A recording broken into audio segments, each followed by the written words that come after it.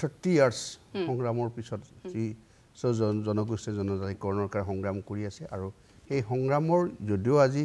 আমি অন্ত হৈছে বুলি ক'ব নোৱাৰো এটা ইতিবাচক দিশত আগবাঢ়িছে আৰু এই যিটো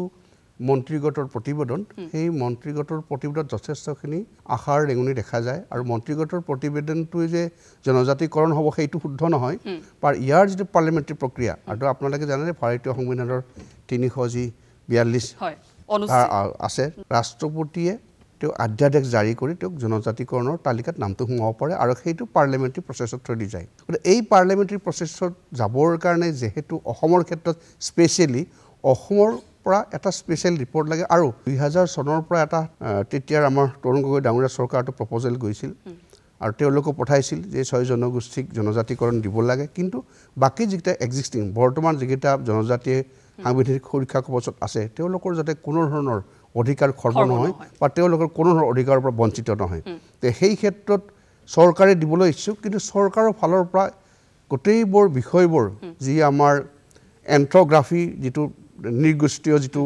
গৱেষণা সেইবোৰ কৰিছে কৰি দেখিছে যে 6 জনগোষ্ঠীৰ জনজাতি পাব পৰা 5টা বৈশিষ্ট্য আছে যেনে আপোনাৰ প্ৰাইমেটিভ ট্ৰেইট যিটো কোৱা হয় আদিম চাৰিত্ৰিক বৈশিষ্ট্য আইসোলেশন যতলৈকে আইসোলেশনলি থাকে তাৰপিছত ডিষ্টিংটিভ কালচাৰ সাইন অফ কন্ট্ৰাষ্ট বিলাক মানুহৰ জেনেৰেলি তেওঁলোকে বেছি সমাগমটো ভাল নাপায় বা অকলশৰীয়াভাৱে থাকি ভাল পায় এটা আছে বেকৱাৰ্ডনেছ